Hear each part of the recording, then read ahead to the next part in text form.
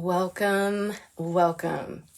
Happy Sunday. Today is Sunday, July 7th, and it is our first live book talk.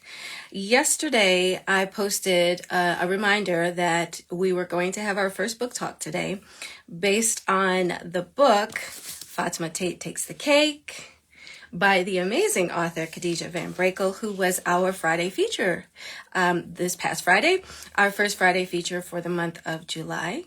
And wonderful. She's here in the chat. I would love to bring her in after I get started because I am going to gush about how amazing this book is. So first of all, there are only 2 books like this in existence. Hard to believe, right? This is a YA novel that stars a Black Muslim girl in America, and it's just about her living her best life, really.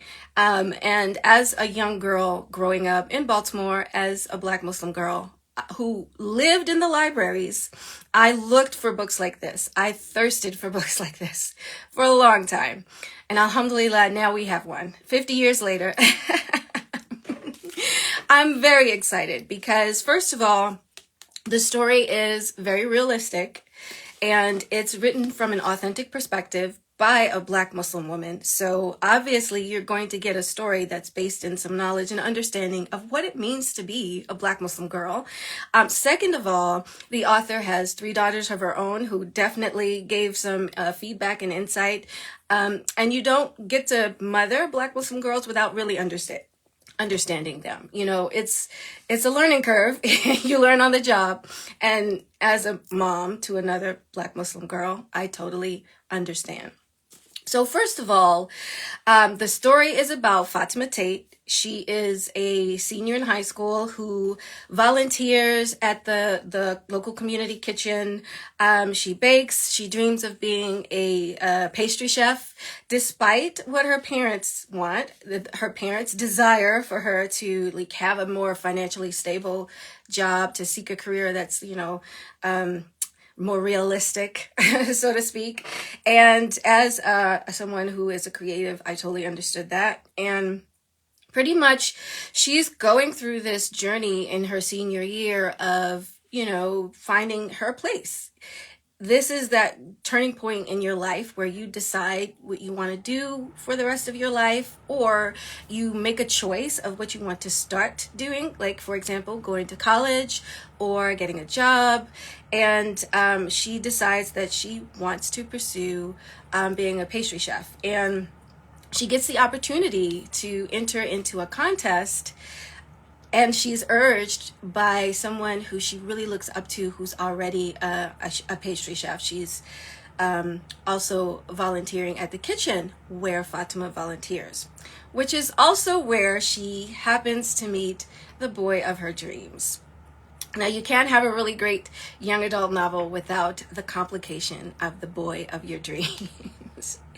And because Fatima Tate comes from a working class family and she knows all about sacrificing and, cutting costs and things like that, she wants to do things in a way that pleases her family, but also doesn't place a burden on them financially.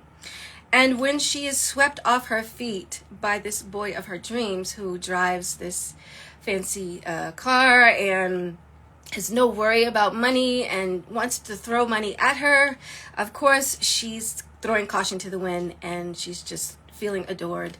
And pretty much she finds out that, everything's not what it seems to be. And as someone who also at 17 was asked over and over again, when are you going to get married? When are you going to have your kids? You need to settle down. I have a man for you. Let me hook you up in the community. I definitely resonated with Fatima and her journey. And the book is really great at taking you through her journey in a way that's not overly preachy, as some books can be. And it also takes you on her journey in a way where you don't realize you're reading a book. Like, literally, I felt like I was trapped in this time of her story and I could not get out. Honestly, I think I finished the book in 2 sittings. It's that good. And the reason why is because the story is compelling. The characters are compelling, and this is exactly why I think this book would make a perfect movie. As an independent filmmaker, I definitely could see this as a film I would love to direct.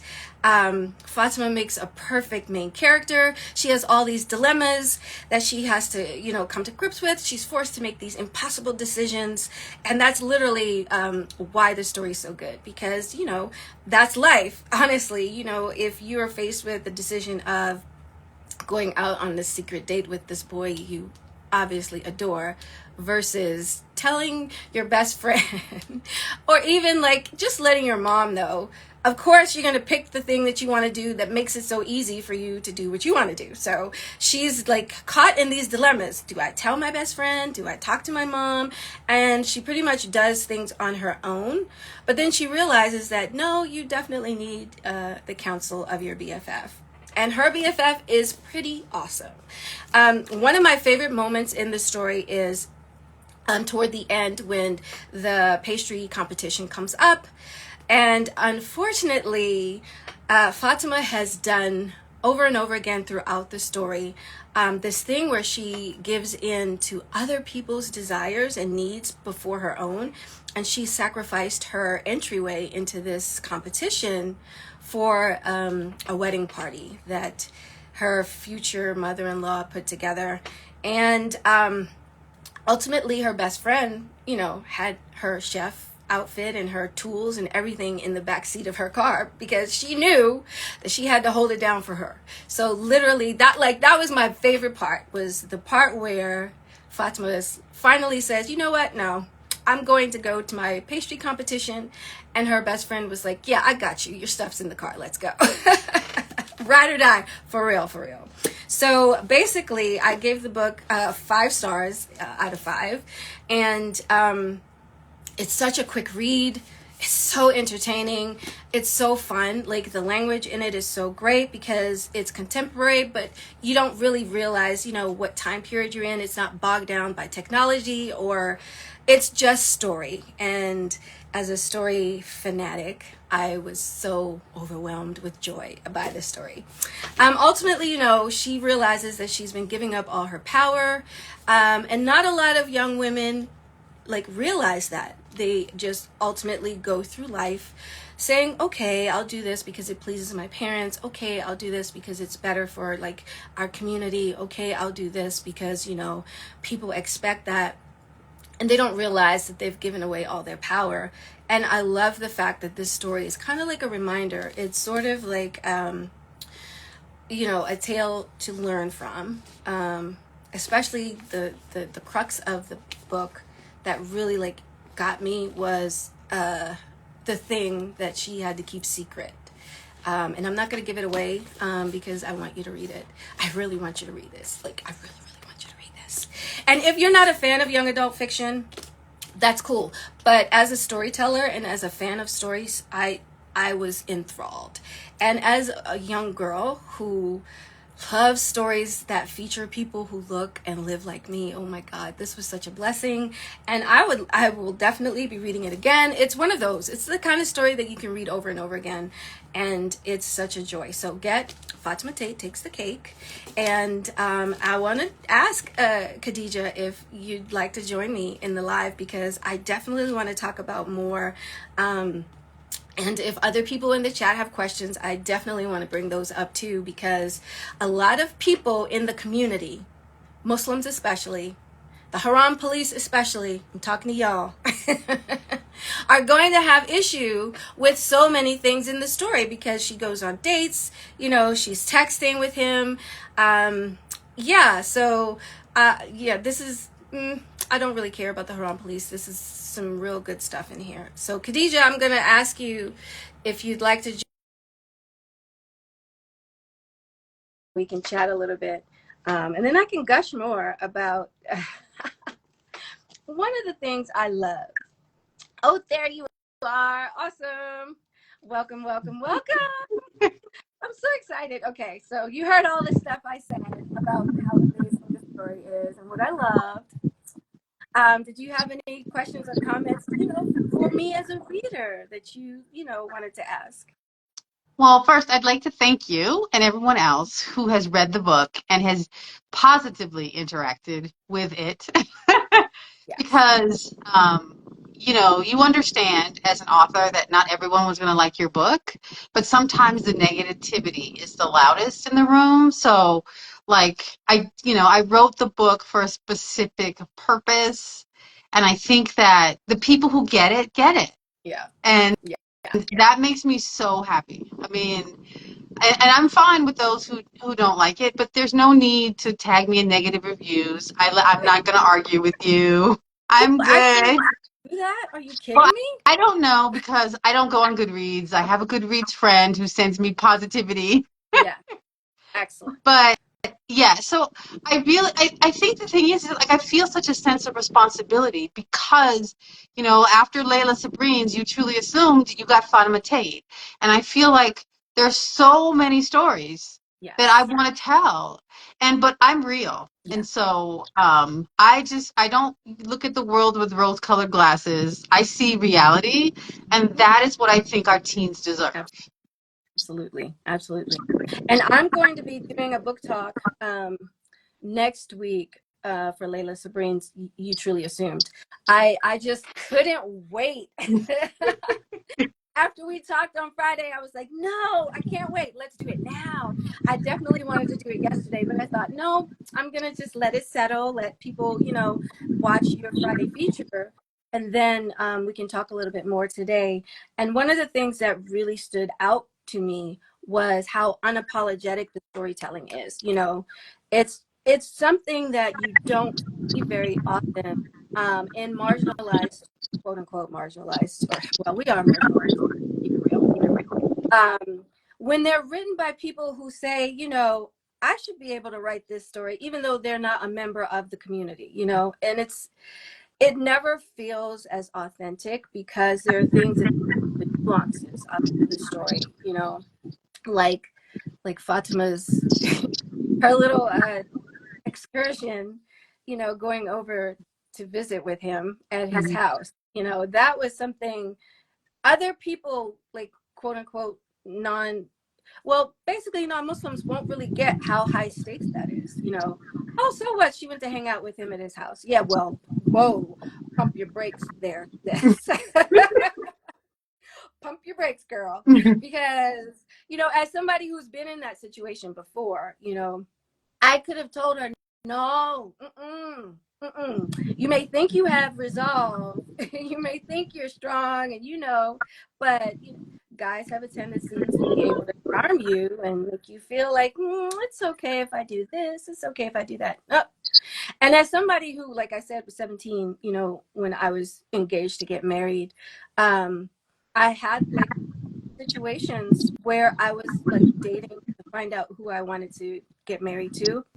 And every time we were in a situation where we were alone, I was like, nope, I'm not trying to get in trouble. Sorry. We're going to have to like reschedule this. No, thank you. Exactly. So Yeah. I think of it like this. Anybody who wants to can write a story about a Muslim fasting in Ramadan. If you have never fasted a day in your life and have only read articles or even watched a documentary on fasting versus somebody who's been fasting for 30 years, or, there's a huge difference in the authenticity of the story you would be able to tell. Yeah. Huge. So I definitely feel that, and that's not to say that somebody can't write a good book who is not part of that dual marginalization like we are. But I'm just saying, you want the truly authentic. Oh my God, I didn't get up for support. Don't talk to me. That dilemma. Oh my God. Exactly. Or, by 11 o'clock in the morning, you have a headache because you had 3 sips of water for support. So I definitely think, and I think it's about time. And I think it's about time that we are allowed to tell our own stories. Like, I have so many story ideas because there's so few of them out there. Yeah, Like, exactly. I could just oh my God, I want to write this. And my agent's like, all right, let's condense it down. Let's condense it down.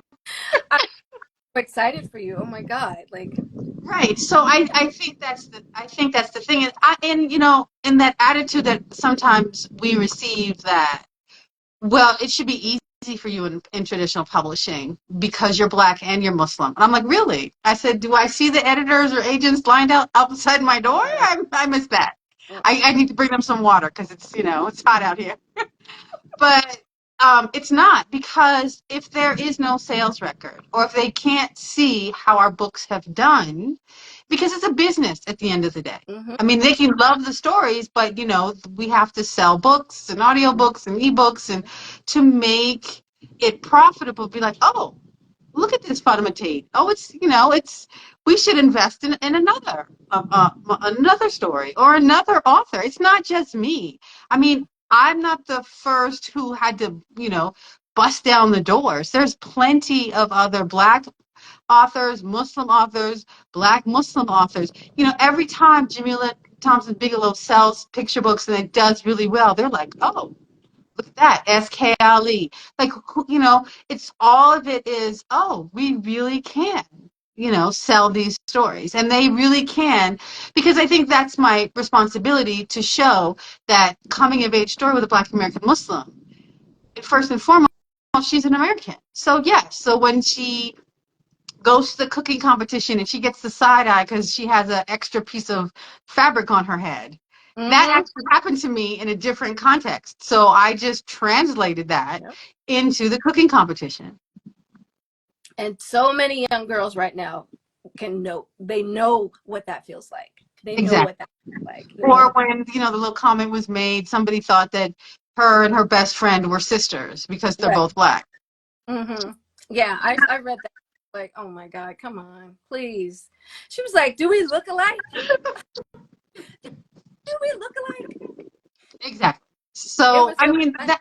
I wanted people to be able to relate. Mm-hmm. Because I don't feel it's my responsibility to, like, look at the world with rose-colored glasses and try to make teenagers feel bad by thinking, let me give you an idealized, and the first time that Raheem looked at her sideways, she's like, stuff it alone. No, no, no, no, no. Yeah, that would not happen. No. Exactly. I mean, they were in public. It's not like, Right. they were at the soup kitchen. But Yeah. this is what I'm saying. And then I wanted to show her, yes, her parents do limit where she goes and what kind of school she goes to, but she has a few outlets. They like Zainab, her best friend, so they're allowed to do things. Yeah. And that was one of the fun things, because my agent was always like, what are they doing other than talking? Like, we got to have them going places. So I'm all like, what do kids like, skate park? What am I doing? I mean, I didn't put the skate park in there, but I wanted to see some of the things, because you want them to see that they do have. You can't just be like, no, no, no, no, no. Like, how are we going to keep our youth in this dean if the only thing they ever hear is they can't do anything? Exactly. And there's more to life than, and honestly, I'm just like a proponent of understanding that Allah wants us to have joy. Like, stop being a killjoy and really you're being Islamophobic if you're a killjoy. I'm just going to say that Mm-hmm. because Allah says that you should be pleased in life. There are things in the Quran that instruct us to do things that bring us joy. The one ayah that I love is one that Dr.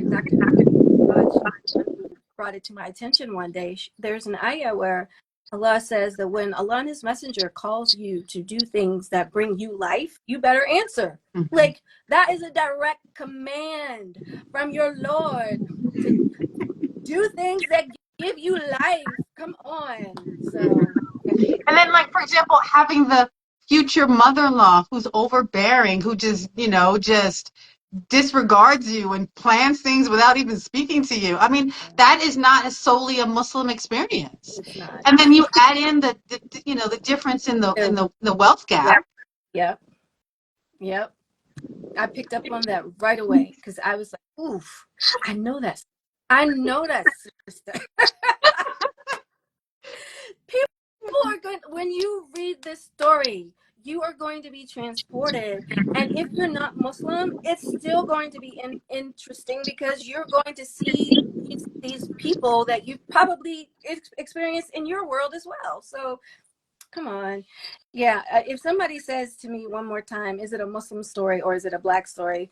I'm just going to give them a side eye and just not even answer because, like, are you really in 2024? Are you really in the age of Beyonce's internet? Are you really going to ask that? Come on. I mean, just think about it. Watch Brown Skin Girl. There's a Muslim child in that video. Yes. I mean, everywhere you look, if you watch Abbott Elementary, one of my favorite episodes was the step show episode. Ava, the principal, she cracks me up.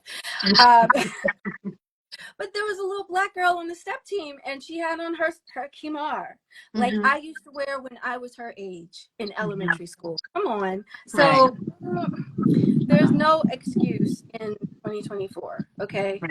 So I can even add Alicia Keys' Underdog video. Now, Like see, she got it. I haven't even seen that. Now I've got to look it up. Yes, you See, need to watch it because you see a girl and she's going to a party and she has on the tissue tee underneath the really fancy dress with a hijab on her head.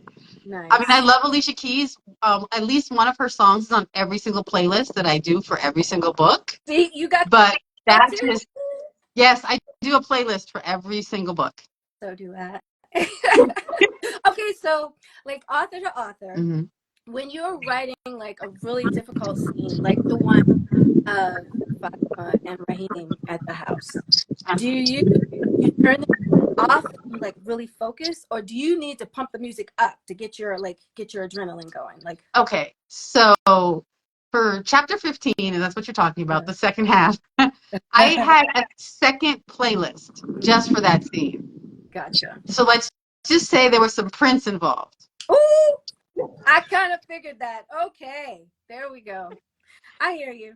I hear Right. you. And so like because I listen to it so much and I do so much character work before I start writing, like I can ignore the words, but it's like how the song necessarily doesn't necessarily have to like my character have to identify with, but more of how I think she's feeling.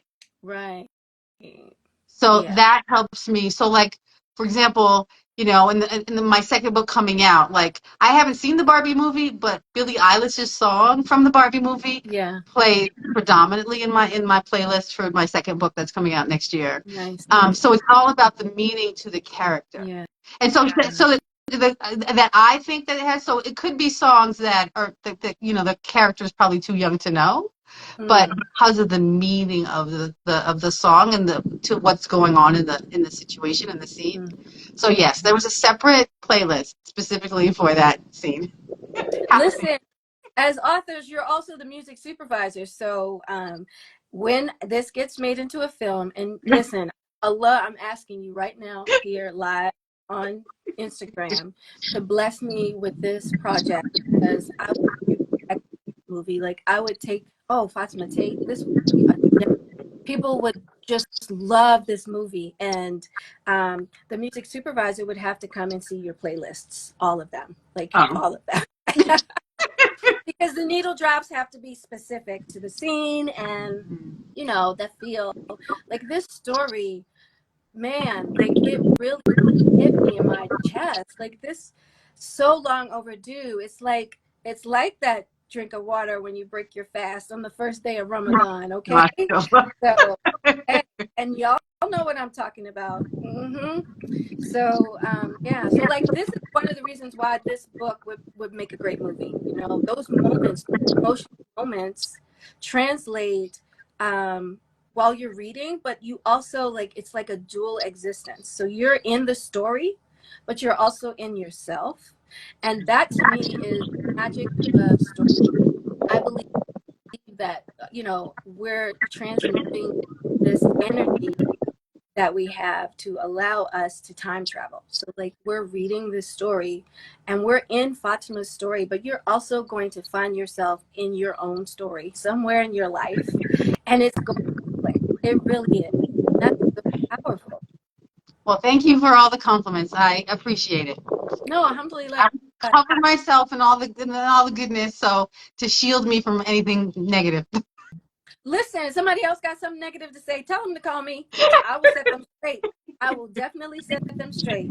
You know, And then talking about audiobooks, I really enjoyed listening to the audiobook. There was one, I have this complaint to all audiobooks that say Muslim. Y'all got to say Muslim right. Because if y'all don't say Muslim right, take me out of the story. And I'm like, wait, hold on. So like there were a couple of times where the narrator said Muslim, and I was like, no, no, no, no, no, Muslim. So I found myself correcting the narrator all the time while I was listening to the audiobook. But to be honest with you, that didn't take away from the story. Nope. It was such a powerful story. But yeah, do you think that you would like to narrate your next book? Nope. I will leave it to the professionals. Um, Let me just write the Yeah, stories and and try to encourage others that look like me and who don't look like me to write their own stories. But yeah, we'll leave that to the professionals. I understand. I Let understand. me know if there's anybody's interested. My agent's contact information is on my website about any kind of television, movie, whatever. I would like to be involved in something like that, but Absolutely, absolutely. Outhouse Entertainment has been on like a little brief hiatus for the past couple of years. I've just been producing, just not the act. And most recently, I helped to fund a short documentary about Sister Clara Muhammad, and it was such a close to my heart project because I'm an alum of Sister Clara Muhammad school I went to was in Baltimore, and I went to school in 1977. And so, yeah, so to me, it was like a no-brainer to help fund that project, So, funding projects was something that we could do. But jumping off into more production, inshallah, will take place in the next couple of years. And our film festival, of course, is opening and takes place every December. So, yeah, but it's been a challenge. Hollywood is a different animal than what um, this Black Muslim girl was used to. Let me just say, I had to learn things on the job, and alhamdulillah, no, I don't regret anything. Like, it was a journey that was so wonderful, and I've made so many connections, and I have some wonderful mentors who taught me so much. That was the only way that I was able to start our production. And we direct and produce projects, and also like cultivate talent. So stay tuned for the screenwriting masterclass that's coming up.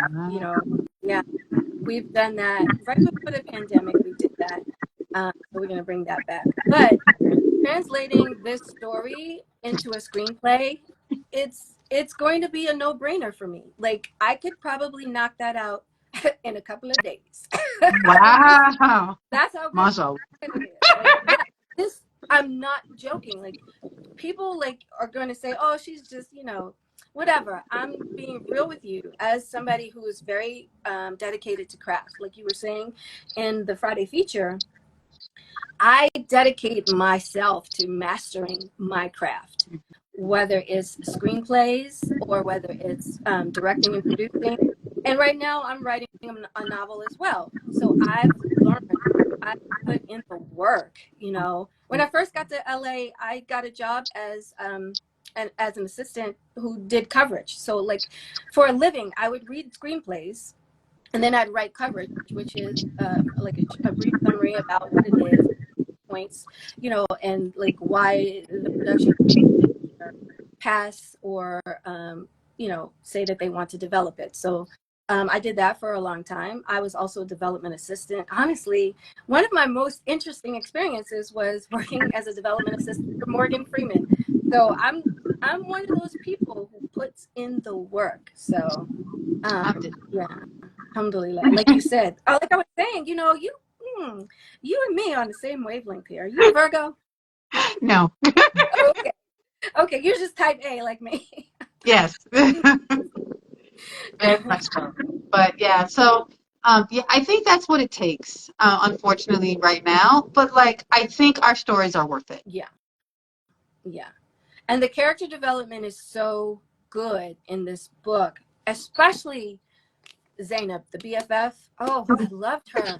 Man, like she was my favorite character. I'm not gonna lie. Like I like Fatima, but I'm a weirdo. So like I like somebody might love the main character and that's their favorite character. I might like the random florist who the main character sees every day. That's just. But Zainab was like ride or die. She was like not afraid to tell it like it is. She was always there to let Fatima know her value. She did the things that BFFs do in real life, and for like, I'm not gonna lie, like I saw some of myself in her because that was me. I'm always the look girl. Let me tell you, that's my personality. So Zainab is just like, and then like I don't want to spoil it for people. I don't want to tell everybody everything, but I just love like her whole relationship and her identity was just matter of fact. It was just like, you know what, this is what we do. Of course, she had to contend with, the BS from other people in the company and Raheem and his hypocrisy, like, dude, come on. You got somebody who you should not be throwing stones in your glass house. Sorry. Exactly. Exactly. But no, yeah. So like her authenticity. See, now I'm gonna read you. So yes, get the audiobook, get the book, buy the book, buy the book for a friend, so y'all can talk about it, definitely. And like you said, we definitely need our stories told, and if we don't get the right people telling them, other people will run amok and it'd be some BS and like I'm putting my name in the hat for the audiobook, okay? I'm just saying I don't want to hear Muslim no more. Please. Yes, definitely. And thank you so much because all of your work that you're doing, I mean, you're just opening doors and, and putting people on notice that we're here and we want to tell our stories. Yes. Shout out to all the people, like from my agent to my editor. I mean, from the offer letter, I knew she got the story. Oh, I just knew. I was so happy. And even her edits, like, at first I had to take a minute and be like, but then I thought about it. I'm like, oh my God, like she understood. She got the story and every suggestion, even certain things, like they were like, well, what about this? And I was like, no, no, it can't really be Ramadan right now because there's certain things you can't do. And they were like, oh, okay. And I told her, there's certain things like, I feel seen because in my emails, I say Alhamdulillah. I say Inshallah in my emails. And it's just part of my speech. And so my editor was like, I live in New York. I know what Inshallah means. You're good. I love that. I love that. Oh my goodness. you That's know, so funny. Yeah, because because like I said on Friday, it's not just me. It's a whole team of people from my agent to everybody that works with her to my editor to everybody at Holiday House who has positively interacted with Fatima Tate, who I probably don't even know. Like they haven't, introduced themselves and they're still they're working towards it. Knowing that it's only the second traditionally published contemporary young adult that I could find. Yeah. And then Layla Sabrina book that has a Yep. Black American Muslim main character. Exactly. And my editor knew how to market it. Yeah. Because she's aware. Like people Exactly. need to make themselves, and the gatekeepers who don't get it, that's a them problem. Like Mhm. that's you're losing because you're not smart enough to figure it out. And like I said, in this day and age of Beyonce's internet, are you serious? Dude, get a clue, and if you don't, go ask somebody. Like, for example, okay, I'm a very big fan of the Interview with the Vampire series, and I don't care what y'all Haram Police got to say. Y'all can kick rocks, but I'm a big fan of storytelling. And when I was in high school, I read the novels, and right. It was just I devoured those books. It was just so good. Her storytelling and everything. Um, and so, like on Twitter, there's this conversation about the series, which, by the way, I think is the best thing I've ever seen anybody do with those books. Like, and Tom Cruise's was that. Yeah, no. This series is just so phenomenal, right? And so, like, I'm tweeting about certain parts of the story that just didn't make sense from someone who knows what the Adhan sounds like, and they had it on a loop in one of the scenes, and I was like, no, no, I'm sorry, if you're in Dubai and I the Adhan on a loop with just the first section of the Adhan going over and over again, and I made a comment to that, and I did so with tact because I know what it's like to put together a show. It's not easy to create a series. I helped create East of La Brea, which was, a very difficult project. And it's a room full of people. So like one of the writers saw my tweet and she was saying, "Thank you for saying that because I wouldn't have known if you hadn't said anything." And I was like, "Yeah, you get it. So like just ask, right?" There was no offense. I didn't do it. I was just thrown. Like I was thrown out of the story. I was like, no, wait, that wouldn't happen. And she really appreciated the feedback. But see, when you have people in the rooms who look like me, who like know that stuff, you won't make those mistakes. So you don't necessarily have to be a non-Muslim in order to write non-Muslim stories, right? You can Right. hire some people in your writer's room, folks. And, there are a lot of us out here who are very talented at writing for the screen and for books. So, yeah. Well, inshallah. Also, just don't mess with the qadar of Allah. Just don't mess with Right. it. For those people, Right. like you said, the haram police and whatever else, do you really believe in the qadar of Allah? Right. Right. Yeah. Yeah. Like I said, you answer the call to that which gives you life because who put it there in your heart in the first place? You Writing Exactly. these stories is something that Allah put into your heart to do. And of course, you're going to do the best that you can do to get it as near perfect as you can as a human being, Mhm. right? And that's also something that I love that comes through in your character. Like I talked about this the other day on our but Fatima has so many characteristics that are reflective of you as a person. Like she's such not a perfectionist. She just wants to do the best that she can do. And I could see that in her drive and in the way that you make certain choices. And, you really put that in the story. You wove into the story in a way that made sense. So it's not like I'm not being dictated to about her characteristics. You know what I'm saying? Like Mhm. not every story being told is told well. This is so Thank you. We appreciate it. Yeah. And I think because, like, I wanted Fatima to feel some kind of way because there's a, public high school here in Albuquerque that there's a baking, that you can take baking. And she doesn't go there. So, of course, she's going to feel some kind of way. And, between the Great British Bake Off, watching and yeah. YouTube videos, and she's always liked to do it, that I wanted her to feel like, oh, I might not be good enough. Right. But even then, even with that self-doubt, she knew exactly what to do to overcome it. She did her research. That Exactly. so like that is such a BNG fly thing to do. I'm sorry, but I'm just keeping it real. Like if it doesn't exist, we'll make a way. Like, you know. Exactly.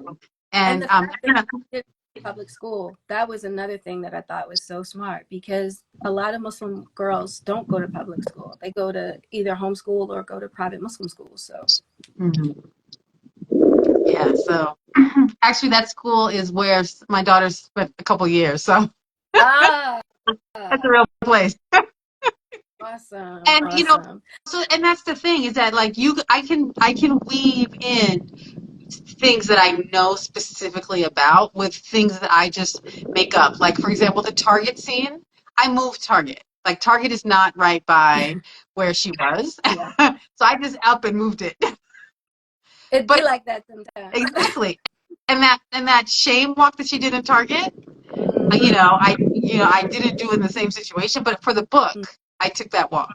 And so for me, because if I can do it, I want to do I went hiking in the Pinot Trail, Oh, just nice. like she did. He was then 10, and we went, and I don't like outside.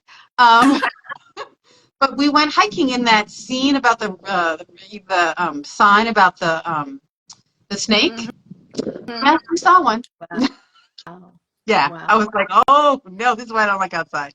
Yeah. But like for me, it's really important to so I can get that feeling, so that I can part that feeling in my characters. Yeah. Yeah. Well, I'm going to close out with reading a little bit of this book, if you don't mind. Oh no. Um, it's I just like randomly opened the page because I don't really. There's no bad place. Like there's no such thing in this book. Everything's so amazing. So yeah. So like I'm gonna read just a few pages, and then I'm going to like, allow people to like ask questions. So like I'm on page 48. I don't know what chapter this is, but we're like deep into, let me go to chapter 3. All right. Right. Mm-mm-mm. All right, here we go. Hurry, he's leaving. I stuff my phone into my purse, race downstairs, and get ready to make peace with my girlie. Armed with 4 cranberry orange muffins in a disposable pie tin, I'm standing by the front door in my only pair of pants by the time my dad comes out of the master bedroom. He laces up his boots and opens the door wide. After you, madam. Thank you, kind sir. After a clumsy curtsy, I walk out of the house. Dad chuckles behind me. On our way to Zainab's Four Hills neighborhood, the questions begin again.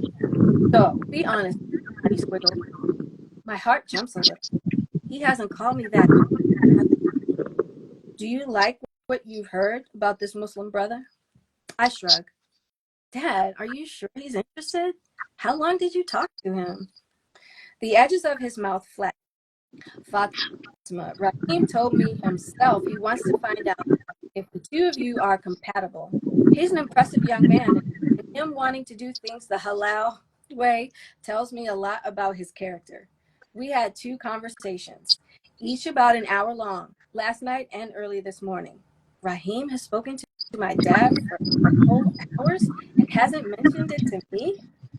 He lost his dad a couple of years ago. Family means a lot to him, and he's more than able to provide for you. Rahim assured me that if you two end up married, spending time together, oops, I just lost my page, sorry. Spending time together will be one of his top priorities. Losing a parent has to be hard.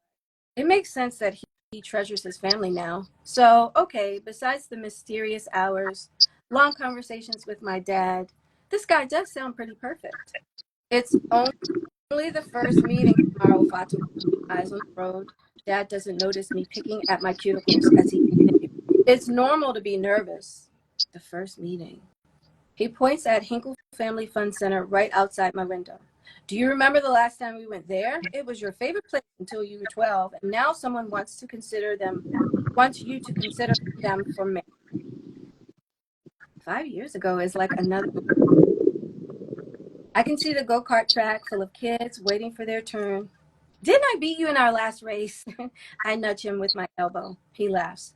You did, but I was the putt-putt champion. We were both quiet the rest of the drive down Tramway.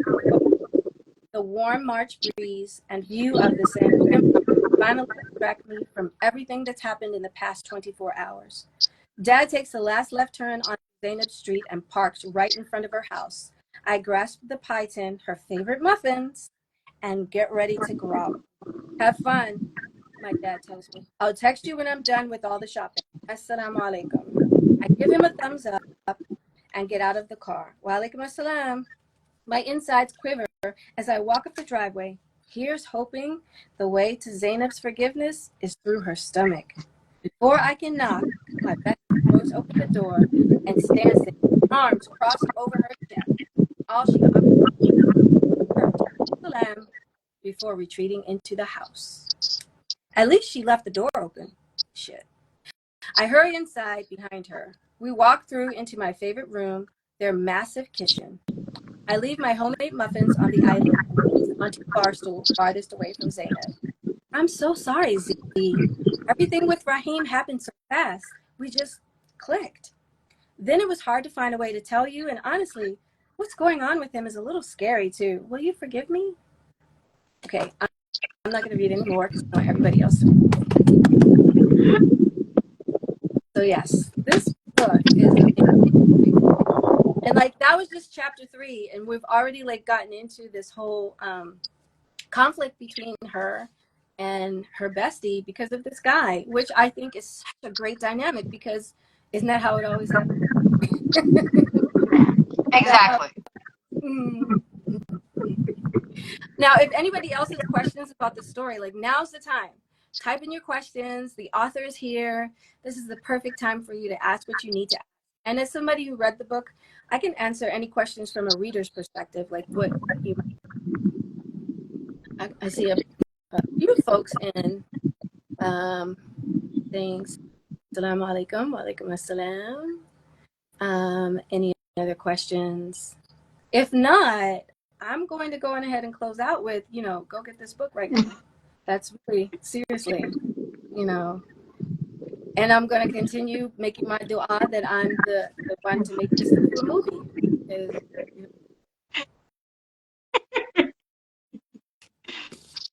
MashaAllah. And thank you so much for all your support. All the readers, all the librarians, teachers, educators, everyone, teenagers, everyone. Positivity, positivity, positivity. I appreciate it so much. alhamdulillah, alhamdulillah, you deserve it. Bask in that. All All right. right, this was our first book talk. Thank you for joining. Next week, we're going to be talking about the one other book Okay. about Black Muslim girls in America out of the 2 that exist. You truly assumed. We'll see you next Sunday. All right, everybody. Assalamu alaikum. Wa alaikum salam.